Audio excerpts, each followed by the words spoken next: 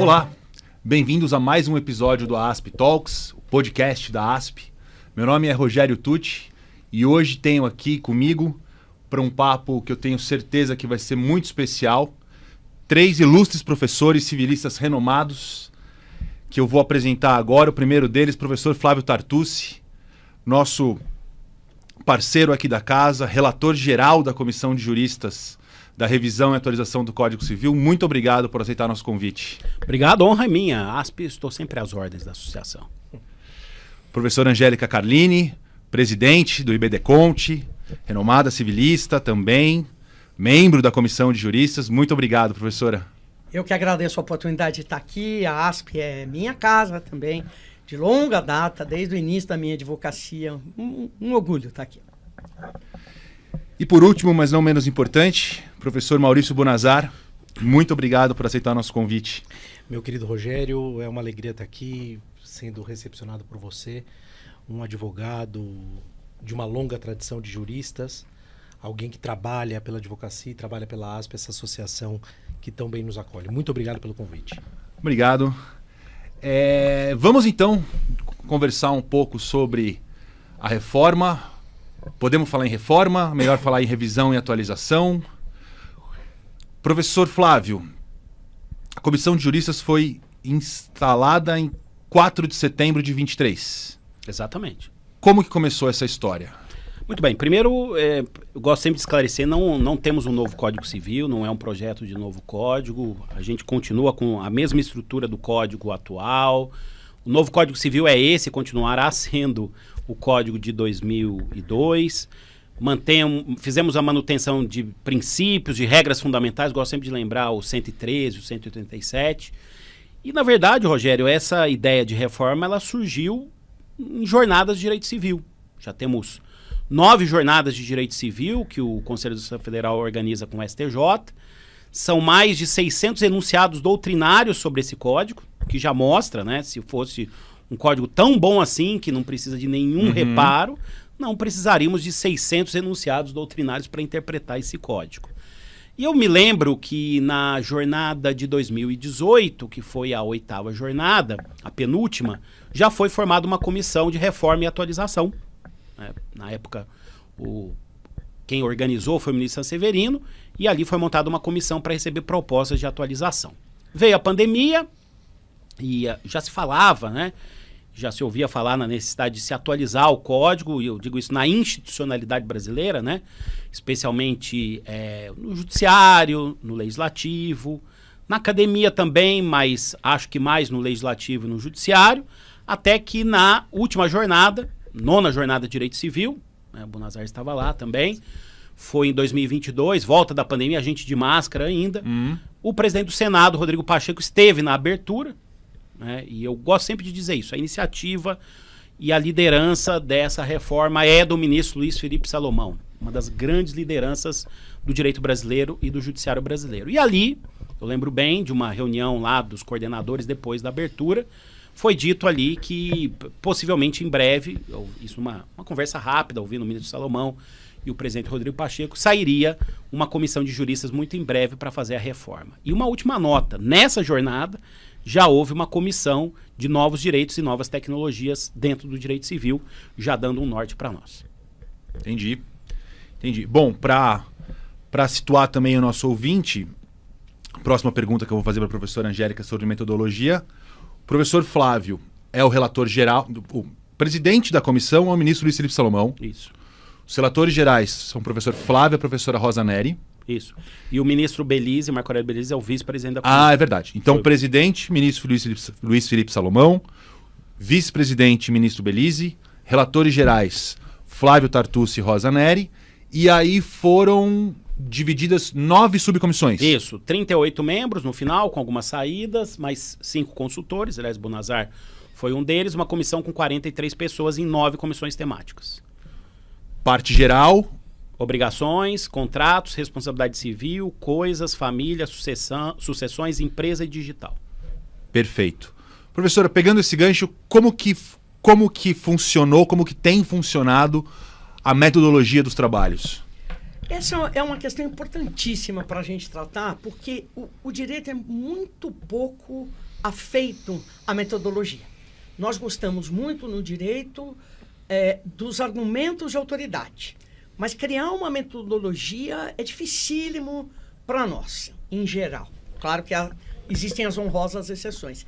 Essa comissão, ao contrário do que as pessoas possam imaginar, desde o início ela tinha uma metodologia traçada que incluía as datas de entrega, os prazos de entrega, o que para nós todos do mundo do direito também não é nenhuma novidade. Nós trabalhamos o tempo todo Estamos com prazo muito acostumados com isso. E por que eu estou te falando isso? Porque eu me assusto hoje quando pego nos jornais, nos grandes jornais aí, na imprensa brasileira e também nas redes sociais e nos sites, enfim,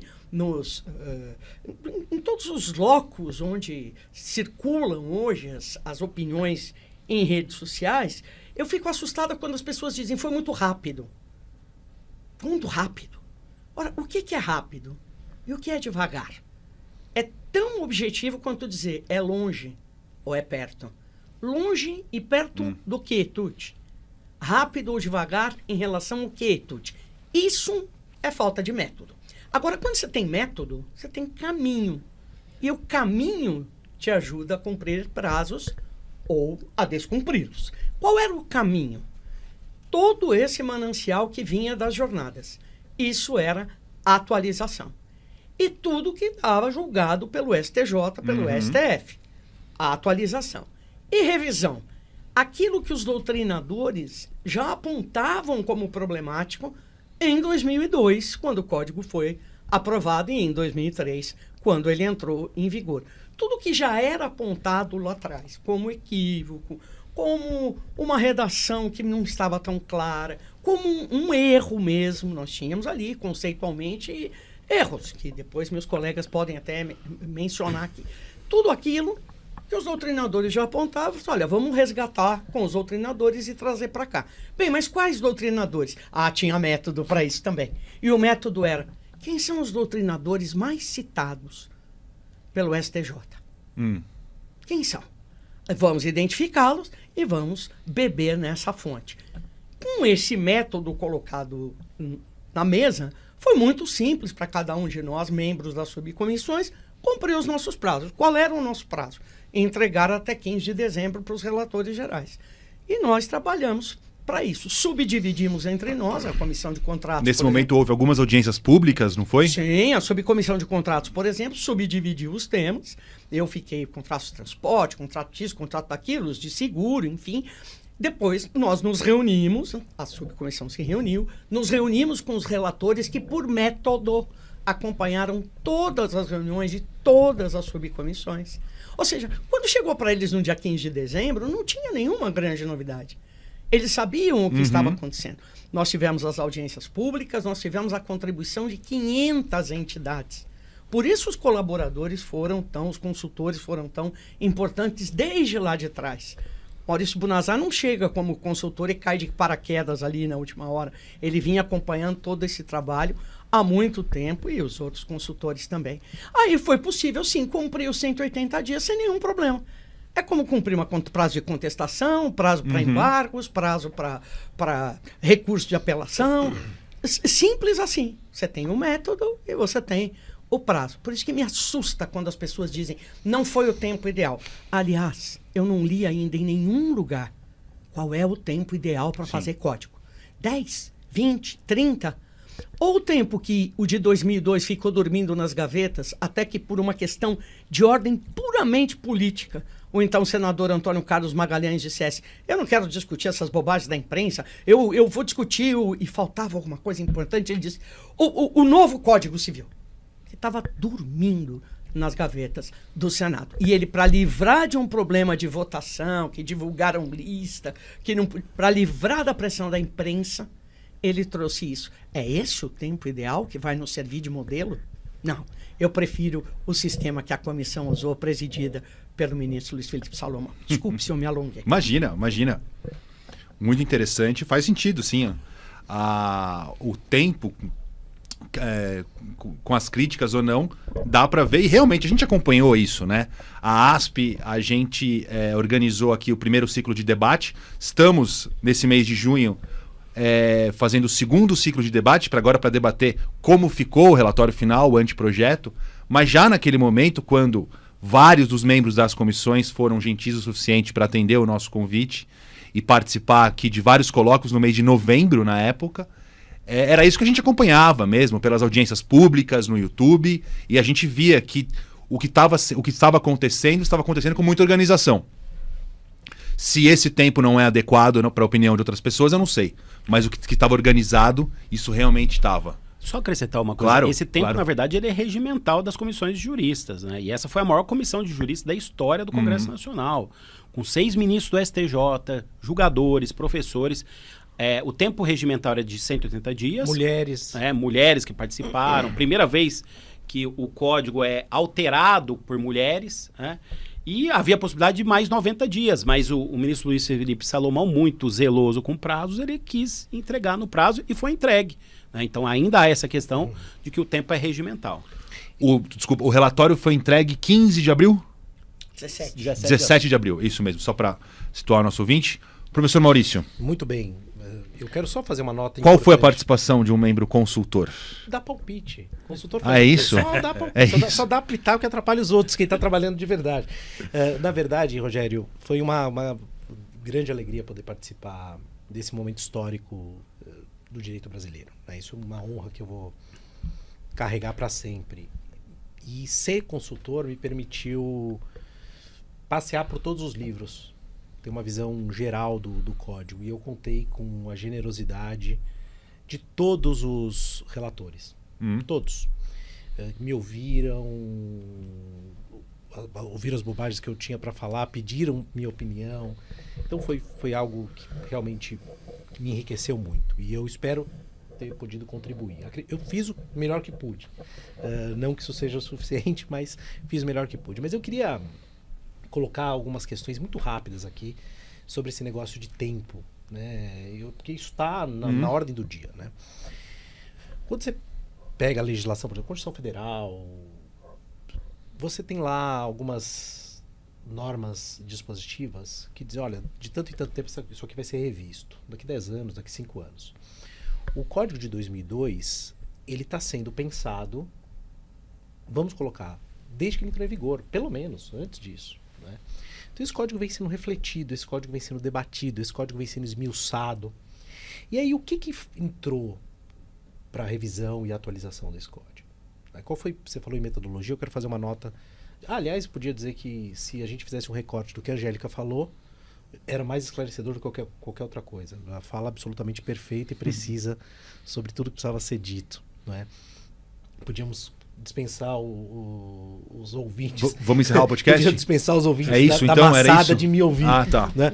Mas olha que coisa interessante. Né? O que a comissão foi instada a fazer? Por Sua Excelência, o ministro Luiz Felipe Salomão, e sob a batuta dos relatores professor Flávio e professora Rosa. Olha só, o que a jurisprudência está dizendo? O que a doutrina chegou em acordo aqui? Então, as pessoas pensam, né? Pensam ou dizem, não é? Bom, essa comissão acordou um dia, foi reunida e falou, vamos inovar? Vamos tirar daqui minha cabeça. Aqui, olha, o artigo tal eu vou mudar da minha cabeça. Ora, é evidente que não foi isso, né? Nós tivemos um claríssimo comprometimento com a jurisprudência brasileira. Agora, mas o julgado tal eu não gosto. Meu caro, me desculpe, eu também não gosto de um monte de coisa. Está decidido, está feito, já vou dar um exemplo aqui, né, para escapar de qualquer tipo de polêmica. Nossa, o código permitiu as uniões estáveis homossexuais. Faça-me o favor, né? Onde estava escrito lá homem e mulher, deixou pessoas. Quem em sã consciência vai ser contra uma decisão do Supremo Tribunal Federal? Supremo decide 2010, com efeito vinculante, erga omnes e com base em cláusula pétrea. Sabe? Como também decidiu que não é possível trisal, também a monogamia se aplica a casamento e união estável, a mesma coerência a gente aplicou no código. Exato. Exatamente. Então, o que está ali é fundamentalmente a consolidação de um trabalho jurisprudencial e doutrinário de 20 anos. Exatamente. Então, a comissão, se 180 dias é pouco para criar um código, é muito pouco. Sim. Agora, talvez em 30 dias seja suficiente para consolidar a interpretação jurisprudencial, doutrinária. Então, tempo não foi um problema mesmo. Porque, de fato, é mais do que suficiente, repito, para consolidar e positivar ideias e decisões que já vinham sendo construídas, debatidas. Agora, claro, nós do mundo do direito, o professor Flávio Tartucci repete isso, se a posição adotada não é aquela que nós gostamos, nós criticamos. E claro, faz parte, temos que criticar. Agora, nós não podemos dizer que uma decisão, que a positivação de uma decisão consolidada do Superior Tribunal de Justiça foi tirada na nossa cabeça, ou que não tem base jurídica, não tem base doutrinária, sabe? Desculpe, vou dar um último exemplo e termino aqui. Não, por favor. Quando o Supremo Tribunal Federal, o Flávio Tartucci vai lembrar o número da súmula, diz lá que o transportador de pessoas não pode alegar culpa exclusiva de terceiro, ele inovou a ordem jurídica. Quem inovou foi o Supremo Tribunal Federal. E aquilo passou aplicado e o legislador de 2002 positivou. Sim. Foi o que nós fizemos. Aquela norma que está ali no código, não foi o professor Miguel Reale que criou. Aquilo foi o Supremo Tribunal Federal. Exatamente. Então, coisas que nós colocamos ali não fomos nós, o Superior Tribunal de Justiça, o Supremo Tribunal Federal. E ainda quanto à questão tempo, se você me permite, muito rapidamente. Claro. Isso se aplica até mesmo para temas que podem parecer novidade para algumas pessoas e para uma parte da sociedade, como para mim era, por exemplo, mas que nós vamos percebendo que a sociedade estava madura para isso. Por exemplo, os animais no anteprojeto serão seres sencientes. O que é um ser senciente? É um ser que tem sentimentos, é um ser que tem emoções, que sente dor, por exemplo. E o fato de alguém ser tutor de um animal senciente soma duas diferentes emoções, a do consciente, que sou eu, a tutora, e a do senciente. Portanto, aquele ogro que quando briga no final do casamento, bate na mulher, grita com os filhos, chuta o cachorro, ele agora cometeu um ato ilícito perante a mulher, os filhos e o cachorro. Olha que interessante, a sociedade exigiu isso. E não fosse isso, nós não teríamos visto todas as manifestações. O professor Tartucci lembrou disso muito bem numa palestra que nós fizemos juntos essa semana. Toda a comoção social em torno dos animais durante os resgates da tragédia que atingiu os nossos irmãos e irmãs do Rio Grande do Sul. Olha a comoção, até para salvar cavalo em cima do telhado, teve uma comoção gigantesca. O que vem ao encontro do fato, em conteste, de que a sociedade queria, sim, uma modificação do status jurídico dos animais. E o segundo ponto é que o direito digital, o direito civil digital, também já estava bastante amadurecido. A Europa está discutindo a sua lei de inteligência artificial há 6, 7 anos. O Brasil já está discutindo seu projeto de lei de inteligência artificial há pelo menos 3 anos. O direito civil digital veio nessa onda, veio nessa ola do quê? De uma necessidade da sociedade. Então, eu realmente fico espantada quando as pessoas querem... enfim, o que eu fico mais espantada não é com as críticas, essas são deliciosas, porque são aquilo que incentiva a gente a pensar. O que eu fico absurdamente irritada, para não usar outras palavras, é com as críticas que dizem precisava mais tempo, porque o tempo é necessário para que o tempo haja, e não sai daí. E aquelas expressões generalizantes. Ah, tá ruim. O código gera insegurança. Está ruim, não aponta onde está ruim, ou ainda fala, o português está ruim. Poxa, a gente teve um dos consultores, foi um professor conhecidíssimo de português, que é o professor Jorge Miguel, conhecido, um decano dos professores de português. A gente teve num evento recente, falei, o professor Jorge Miguel, o coordenador do curso de todo o campus conhecia, foi aluno do professor Jorge Miguel. Então, às vezes, a gente vê, não, o português está ruim. Desculpa, o português que está ruim é o seu. Porque quem fez a revisão foi um especialista. E aí eu quero só fazer uma rápida... A metodologia foi das jornadas de direito civil também. Exatamente igual. Mandamos as propostas gerais, é feita uma análise prévia, conciliações, consensos, e o que não tem consenso e o que não pode ser alterado, democracia, voto. Todo mundo aqui Exatamente. perdeu votação, todo mundo ganhou votação, ninguém saiu 100% satisfeito, porque se tivesse alguém saído 100% satisfeito, Não era democracia. não era democracia. E, Rogério, vou fazer 2 notas. O que me mostra que a gente está no caminho certo, eu gosto muito de dizer isso, né? Nós estamos sendo chamados, nós da comissão, de progressistas, ultra-esquerdistas, por um grupo, e de ultradireitistas por outro. Sinal de que a gente chegou no meio. Sinal de que a gente está numa visão equilibrada. E eu quero fazer uma nota aqui que eu acho interessante. O professor Angélico falou críticas são bem-vindas e tal. E são muito bem-vindas. São muito bem-vindas. Agora, a crítica tem um conceito. Crítica é uma análise científica de um tema. Então você faz críticas positivas. Com leitura prévia, né? Porque muita gente... Críticas negativas. E aí vem o problema. A crítica, e aí é o ponto base, a crítica pressupõe uma análise, uma leitura. Então eu vi críticas, entre muitas aspas, dizendo, olha, eu não li tudo, mas eu não gostei. Ah, mas essa crítica tem até entre a ASPES. Não é só a ASPES. Né? Tem muita gente... Assim, sim, programas, inclusive podcast, que no final todo mundo reconhece e ri. Eu não li, você leu, vamos trocar figurinhas. Se não lê, porque a gente leu. Isso não é crítica. Desculpe, isso não é crítica. Outro dia brincaram, né? O Buna não gosta do Paulo Coelho. Eu nunca li o autor Paulo Coelho. Nunca li, e isso é um déficit meu. O homem está na Academia Brasileira de Letras, vendeu milhões de livros. Quem sou eu para dizer que o trabalho não é bom? Eu nunca li. Não por nada, um dia eu vou ler. E aí eu vou dizer, eu gosto, não gosto.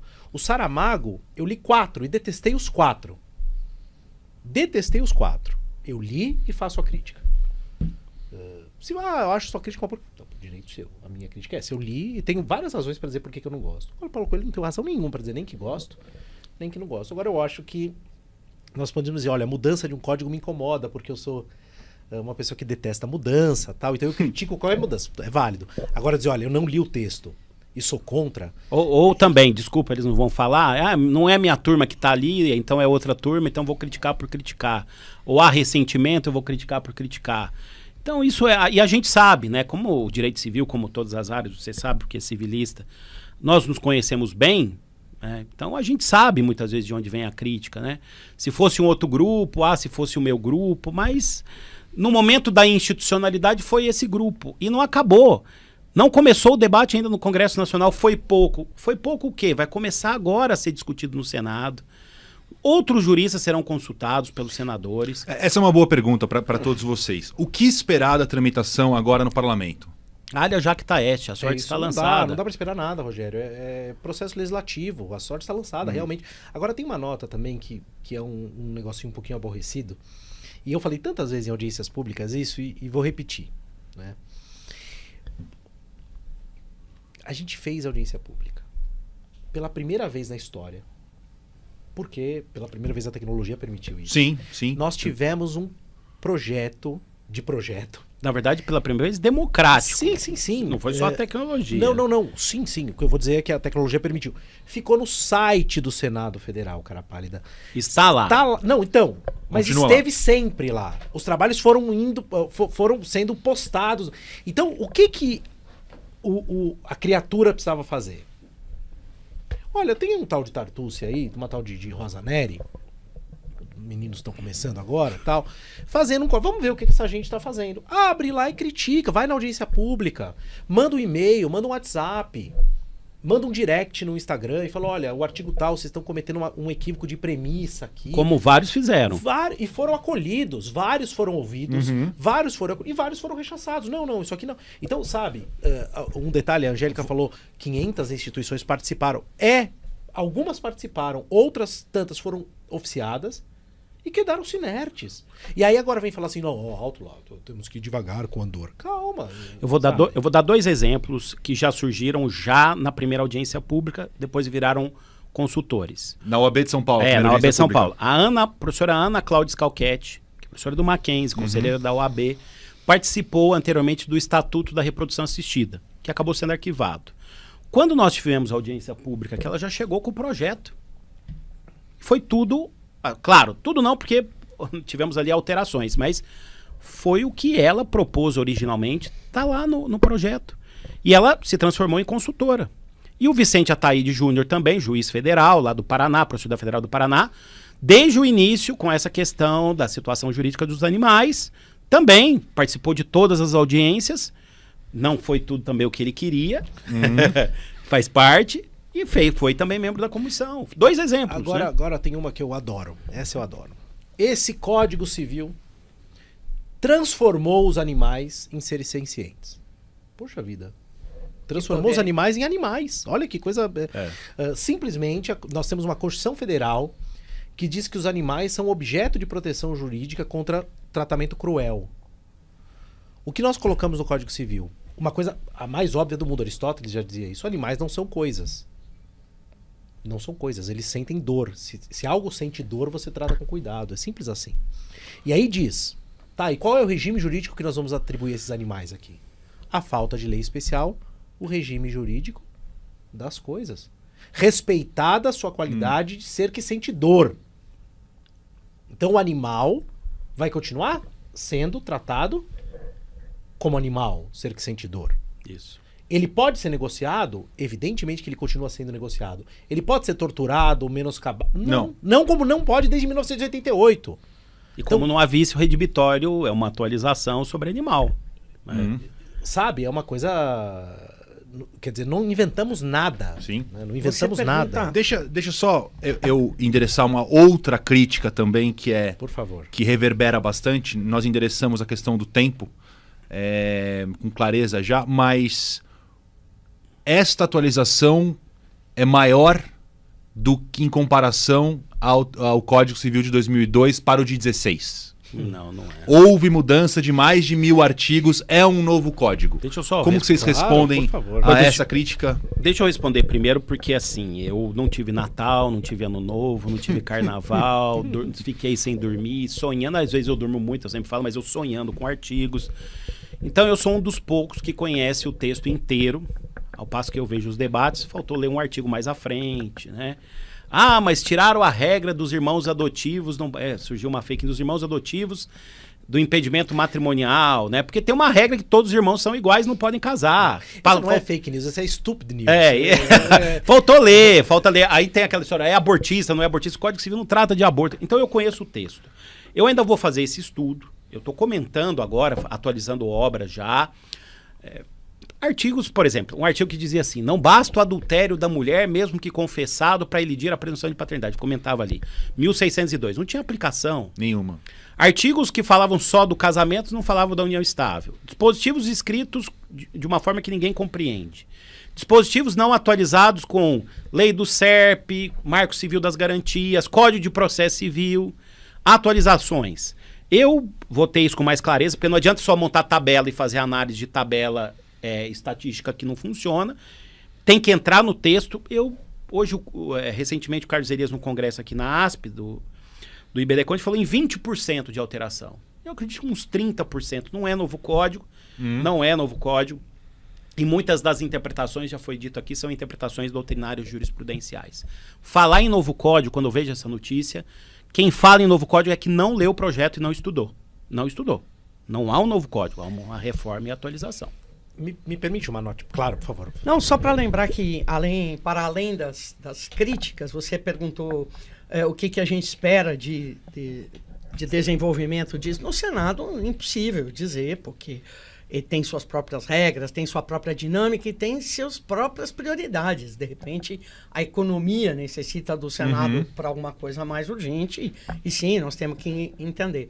Mas, focando exclusivamente no aspecto positivo, uma das coisas que eu não esperava e que já está acontecendo foi, por exemplo, ter ido dar uma palestra para os nossos colegas da UAB em Garça, numa sexta-feira à noite, ter comentado alguns aspectos de atualização e revisão que eu tinha escolhido lá para comentar e ver aplaudido em cena aberta, assim que eu acabei de mencionar, de que, se aprovado o anteprojeto, o homem que se recusar a reconhecer o filho e se recusar a realizar o exame de paternidade, o exame de DNA, terá a paternidade presumida. Extrajudicialmente. Extrajudicialmente.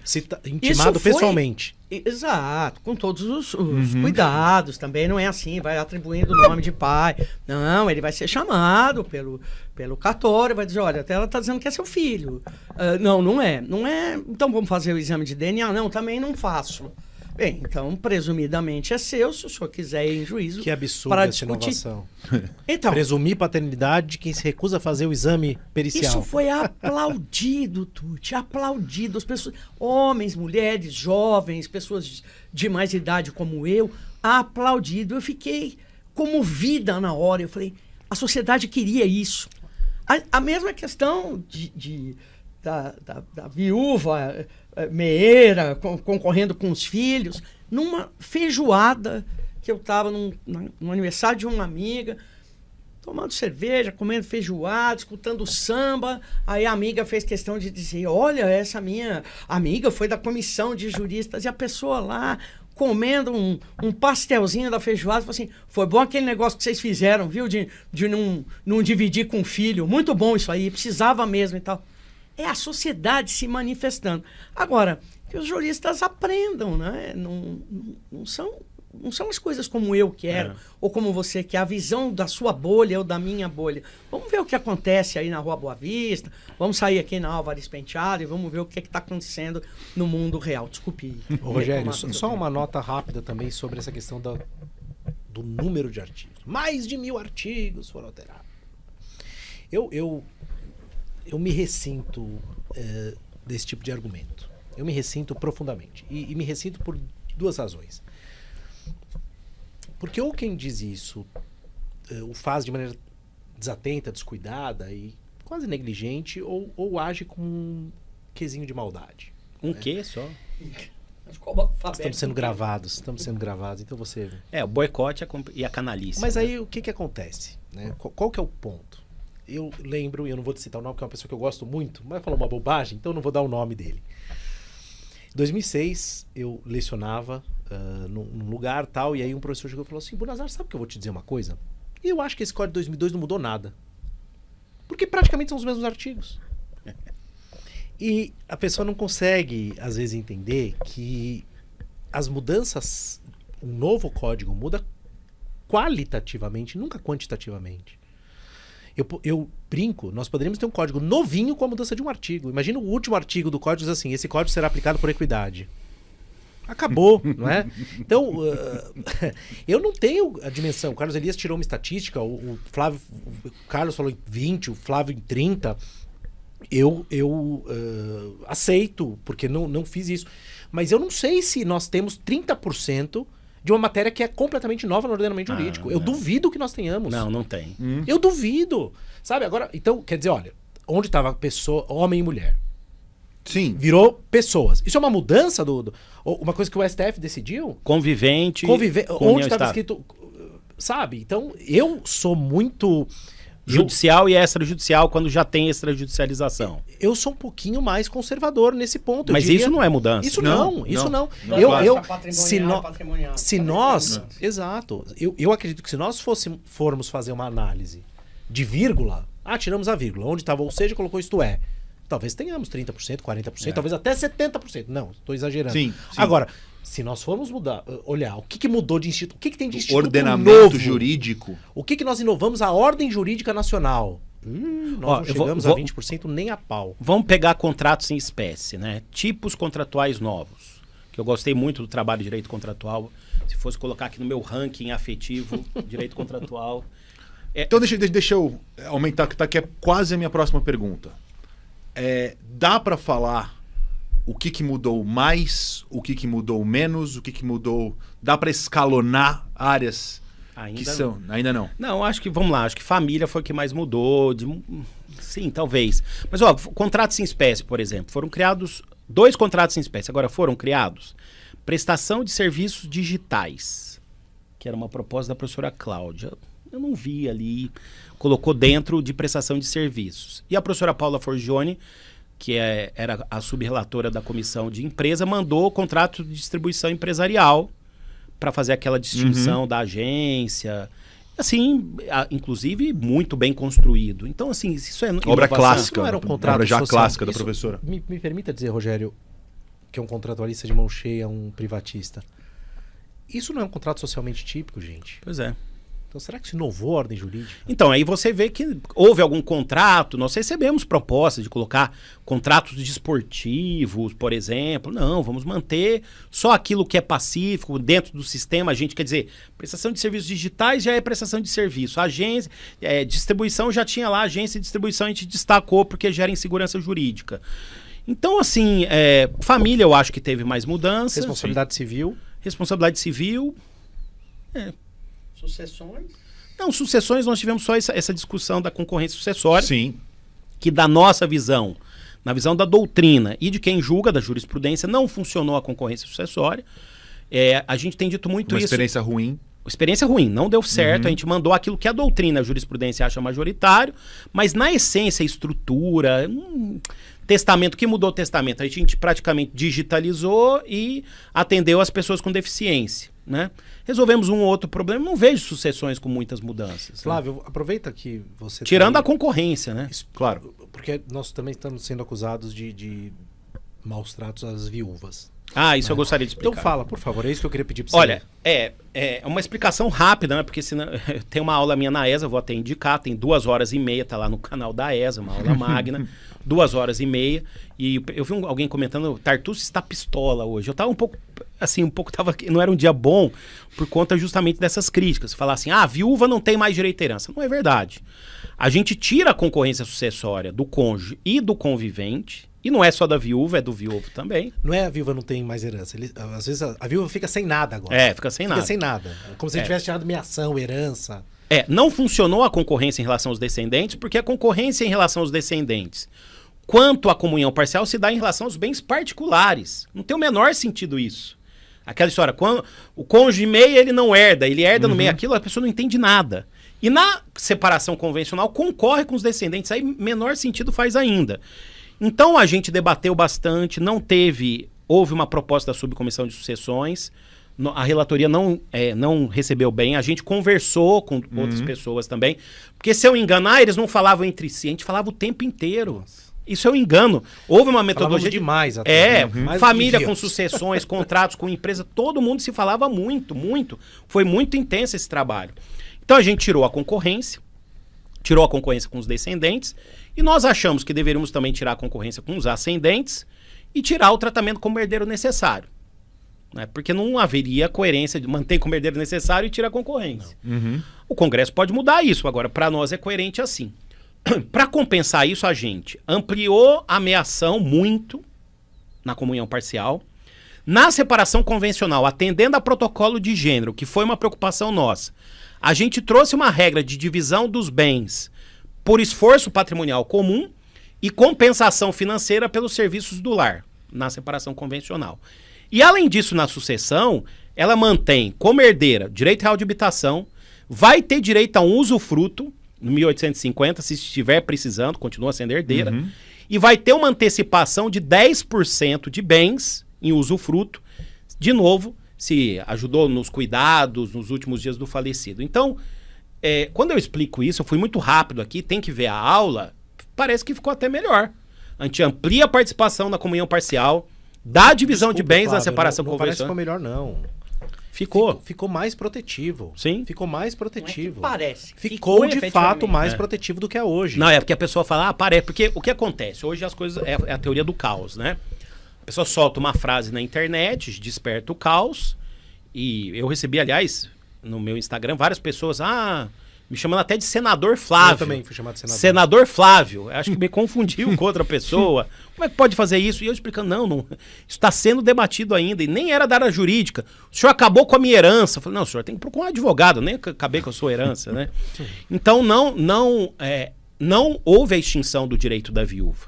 A gente muda o sistema, achamos que não funcionou. Não funcionou, eu acho que você até concorda que não funcionou. Sim, concordo. Os inventários judiciais litigiosos não terminam por essa disputa. Só terminam os consensuais extrajudiciais, que aliás a gente amplia tendo filho menor, testamento, tudo extrajudicial. Isso é um caminho nosso também. E se o nosso caminho é extrajudicialização, facilitar o consenso, a gente tem que mudar o sistema sucessório. Porque esse sistema de concorrência só gera conflito, confusão. Em resumo, a gente acaba com a concorrência, tira o tratamento como herdeiro necessário, amplia meação e participação de bens em vida e dá para quem precisa direito real de habitação, usufruto e antecipação de herança. Entendido. Muito bem. Entendido. O que mais eles destacariam que a gente pode falar aqui? Eu quero fazer uma nota, porque eu fui um dos que... Flávio e Angélica sabem disso.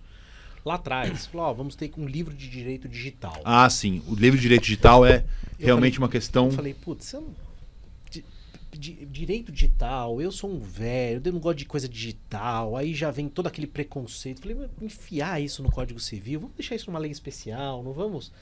E muita gente dizendo, pô, mas devia ser uma lei especial, por que colocar no código? E eu estou absolutamente convencido, faço aqui minhas homenagens à doutora Laura Porto. Estou absolutamente convencido de que, da forma que nós fizemos, não havia outra maneira senão colocar no código. Por quê? Se nós queremos que o Código Civil mantenha, como de fato deve manter, a sua vocação de norma central do direito privado... E protagonista, que perdeu. Norma central do direito privado, e se a característica dos códigos em geral e do Código Civil em especial é a sua estruturação sistemática, faz todo sentido que nós tenhamos um livro que converse com os outros livros e faça parte desse todo orgânico e sistemático que é o Código Civil. Então, essa crítica de que não deveria... são disposições confusas. Eu não vi nada confuso. Eu também não. Não tem absolutamente nada confuso. Eu também tinha resistência. A Angélica também é especialista nesse assunto. Acho que pode trazer contribuições. Além dessa questão do protagonismo, eu ouço alguém dizer, mas vai se desatualizar. Nós vamos deixar do jeito que está agora? Que a formação do contrato é contrato por carta epistolar? Não tem nada de herança digital, patrimônio digital. E, sinceramente, desculpe dizer isso aqui, eu sou um ignorante em tecnologia, a Angélica me corrija mesmo, sem nenhum problema. Falo sinceramente, sem ter ensaiado nada. Eu li esse livro inteiro digital. Foi o último que eu li, né? Eu não vi nada ali que vai se desatualizar. Tá ali dizendo, tem que ter transparência, não pode se intrometer na coisa. O que vai... Eu não vi nada que tá assim, os bits. Eu não vi gigabyte, eu não vi disquete ali, pendrive, eu não vi nada assim. Disquete digital, tente cortar essa parte para os nossos espectadores. Eu não vi nada disso, pô. Não virem isso. Não virem isso. Eu não vi disquete. Não tá escrito lá, a inteligência artificial do chat GPT, não tá escrito, veja, pô. Quando se preocupa, quando a sociedade se preocupa, e é a sociedade que se preocupa, porque nós juristas só instrumentalizamos, quem se preocupa é a sociedade, com as questões de novas tecnologias e as questões digitais, isso tem diretamente a relação com a nossa segurança. Nós estamos tão inseguros em relação a isso, como estamos inseguros quanto a possibilidade, por exemplo, de venda de embriões. Nós temos dúvidas quanto a isso, nos sentimos inseguros, porque tudo isso é novo para nós. É fruto de tecnologia? Sem dúvida é fruto de tecnologia. Mas não é isso que nós estamos discutindo no direito civil digital. Nós não estamos discutindo tecnologia, isso quem discute é o pessoal de engenharia da computação, ciência da computação. O que nós discutimos é quais são as regras, os princípios, os limites fundamentais que vão nos trazer segurança. E aí entram o que pode e o que não pode, que são os limites que o Maurício Punazat está se referindo. Quais são as regras que vão orientar a utilização? Porque tecnologia você pode usar para qualquer coisa, para tudo. Mas quais são as regras que permitem usar para que a sociedade fique melhor? E o que nós vamos ler nesse livro de direito digital é basicamente o que a gente já vem lendo há algum tempo quando se trata de novas tecnologias. Transparência, auditabilidade, responsabilidade de quem criou, condições de interoperabilidade. Ou seja, para que as pessoas não se tornem ilhas completamente isoladas, aqui na minha interoperabilidade, só eu me relaciono, ali não consigo me relacionar. São essas as regras que estão criadas. Criadas essas regras, vamos usar a tecnologia em conformidade com ela. E principalmente o que esse livro resgata é a importância da ética no centro do debate. A ética não está só no centro do debate dos direitos à personalidade ou dos seres sencientes, ela está no debate do mundo digital. Ela está lá no debate que a União Europeia fez e aprovou agora há pouco tempo a sua lei de inteligência artificial. Ela está lá no centro do debate do nosso projeto, cuja comissão trabalhou sob o comando também de um grande ministro, o ministro Ricardo Vilas Boas Cueva, entregou seu trabalho em dezembro de 22, se não me engano, e foi embora e pronto.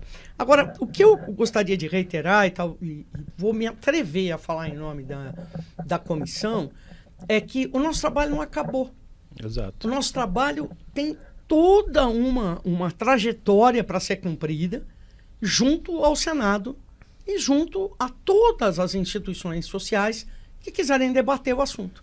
Nós firmamos um compromisso entre nós mesmos, muito mais do que publicamente ou por escrito, de que estaremos à disposição do Senado, estaremos à disposição da Câmara, estaremos à disposição da ASP, da OAB, da ESA, de quem quiser conversar. É por isso que me causa tanto espanto as lacrações na rede social, e é por isso que nesse congresso recente que o professor Tatu se referia, eu própria fiz esse convite à ASP, assinar a nota dizendo que isso, aquilo, outro, que todo mundo leu a nota, não preciso dizer o que está lá. Ok, tudo bem, é uma manifestação democrática. Mas por que não chamou a gente para conversar? Nós estamos inteiramente à disposição. E não é Angélica Carlini, não. É Flávio Tatu, é Maurício Bunazara, é Rosa Neri, é Mário Delgado, Zé Fernando Simões. Estamos todos à disposição para conversar. Então fica aqui o meu convite para a sociedade conversar com a gente. Rogério, só pontuar 2 temas aqui, que são temas muito relevantes, que entraram no livro Direito Digital, e eu até fiz essa recomendação. Assinaturas digitais. Esse tema está em lei específica. O Código Civil tem um papel de centralidade para praticamente tudo. Isso é bastante importante, inclusive para a ASP, que temos assinador. Sim. Um dos nossos produtos mais usados hoje em dia. Inclusive, fazendo aqui um jabá interno, eu tenho, é o que eu uso. Né? Eu uso daqui. E esse tema tem que estar no Código Civil. As pessoas não sabem nem onde está a classificação avançada, qualificada e simples. Tem que estar no Código Civil, tem que trazer para o Código Civil. Esse é um tema que deve estar no Código. Agora, existe um tema que é urgente estar no Código, que é o tema do e-notariado. Que é o tema das escrituras públicas digitais. Notariais, perfeito. Isso, excelente. esse tema está num provimento, está lá no Código Nacional de Normas, era o provimento 100. E vamos lá. Sendo usado de uma forma desenfreada já. Isso virou normalidade. E vamos lá, esse provimento foi feito na pandemia, isso é reserva de lei especial, de lei federal. Esse provimento, hoje, é que na época a gente não falou, ele é ilegal e inconstitucional. Mas era necessário na época. Sim, mas a gente precisa trazer isso para o código. A gente aprende isso na crise. Sim, tem que ser regularizado, com certeza. Urgente. E não é lei especial, tem que ser no Código Civil. Código Civil, me espanta isso. Eu quero fazer assim 2 observações de comportamento contraditório. Civilista contra o Código ter um papel de protagonista. Não é possível. Talvez se estivessem conosco na comissão não estariam com essa defesa. E outro, o Código Civil vigente não tem nada de democrático. Tivemos, como dito aqui, primeira vez que mulheres participam. Então, gente que é ativista de movimentos democráticos contra a renovação do Código, defendendo um Código antidemocrático. E machista. E machista. E mulheres que defendem o direito das mulheres. Nós temos vários artigos sobre o protocolo atacando de mulheres gênero, que participaram da comissão. E atacando mulheres que participaram e atacando o primeiro código renovado com mulheres. Então é uma contra... Talvez se estivessem conosco não fariam isso. Eu vou dizer uma coisa, só vou discordar de uma coisa do Tartuccio. Os civilistas não são contraditórios. Isso é um absurdo falar. Sabe por quê? O Rui Barbosa chamou o Clóvis Bevilacqua de analfabeto. Porque ele não foi eleito para fazer o Código Civil, não foi escolhido para fazer o Código de 1916, ele chamou o Clóvis Bevilacqua de analfabeto. Isso voltou, né? Também fomos assim. E aí, quando o Código de 2002 foi feito, a doutrina inteira dos que não fizeram parte, evidentemente, detonava o Código Civil. Quantos artigos, deficiências, insuficiências, esse código é um problema, esse código tem burrice, isso é uma estupidez. E agora o código, ele se consolida, ele vira a maior obra de arte. Exato. E agora nós somos os incompetentes. Então os civilistas são super coerentes. haja um código novo, será xingado. Exato. Então, quer dizer, mantenhamos a constância. temos gente assim que criticava o código de 2002. Agora tá elogiando como se Agora fosse uma obra elogia, de arte. exato. Mas a gente consegue identificar, né? Isso a gente sabe. Interna corporis a gente sabe, a gente comenta isso, né? Então há uma contradição. E eu vou falar agora, tenho falado muito isso, eles sabem, nós somos todos aqui acadêmicos.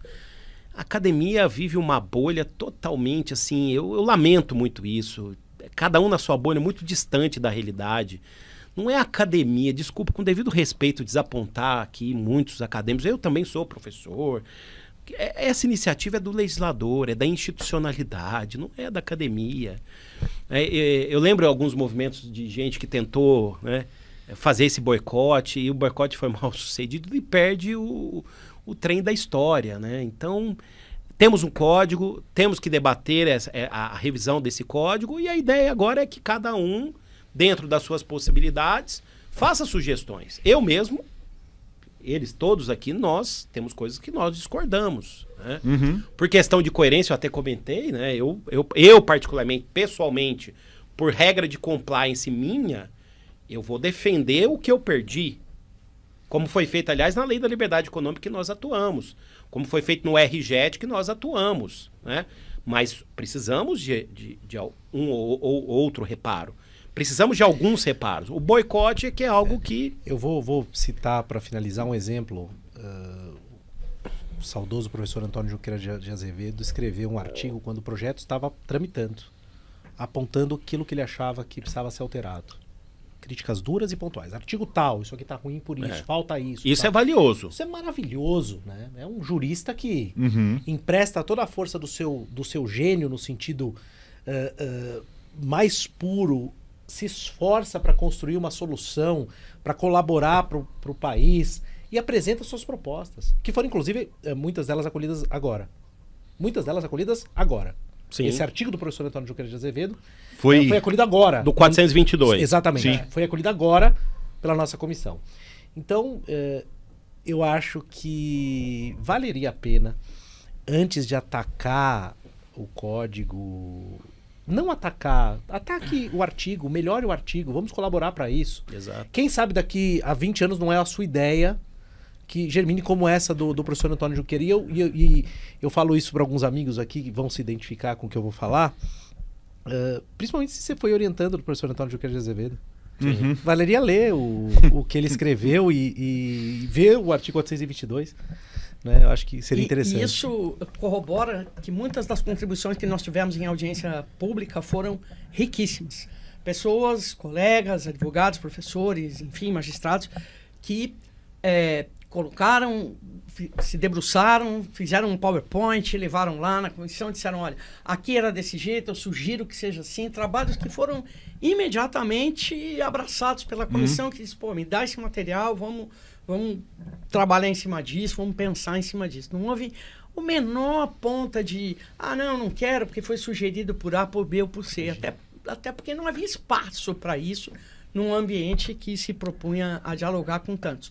O que decepcionou foi que acabou sendo um número pequeno. A gente esperava muito mais contribuições. Mas ainda hoje, vez ou outra, estoura no meu WhatsApp, gente agradecendo. Recentemente, um pesquisador da FGV que fez sugestões, encaminhou no momento certo, encaminhou pela FGV as sugestões e teve uma das sugestões acolhida, mandando o WhatsApp para agradecer. Eu falei, não agradece. Eu falei, isso foi democrático. Trabalho cívico. Eu falei, não agradeço. Eu é que te agradeço ter participado. E ela, um menino, professor, doutor na Faculdade de Direito da FGV. Então, é isso. Tem espaço para participar, sendo agora nomeada a comissão pelo Senado da República, que vai cuidar disso, Comissão de Senadores, tem espaço para participar, deve ter novas audiências acontecendo. Nós vamos em todas, com certeza absoluta, estaremos em todas. E que venham as participações e as contribuições. Mas, por favor, as sérias, tá? As outras a gente... Para lacrar nas redes sociais, não, por favor. Dá uma preguiça isso. Olha, deixa eu só trazer uma rápida contribuição, que eu tenho que fazer uma homenagem aqui. O Fernando Gaburri, que é promotor de justiça da Bahia, na audiência pública também lá na Bahia, ele trouxe uma série de propostas para testamento em braille, testamento da pessoa com deficiência. O Mário Delgado acatou como subrelator em sucessões todas as propostas deles são necessárias, urgentes, todas acatadas, né? Então, quer dizer, outra contribuição que surgiu em audiência pública de alguém que participou do anteprojeto, que merece também todos os aplausos. Acho que no Congresso Nacional nós temos aí mais uma chance, né? Isso vai seguir para que os juristas contribuam e que façam um trabalho de colaboração para melhorar a lei civil brasileira, que foi justamente o trabalho que nós fizemos.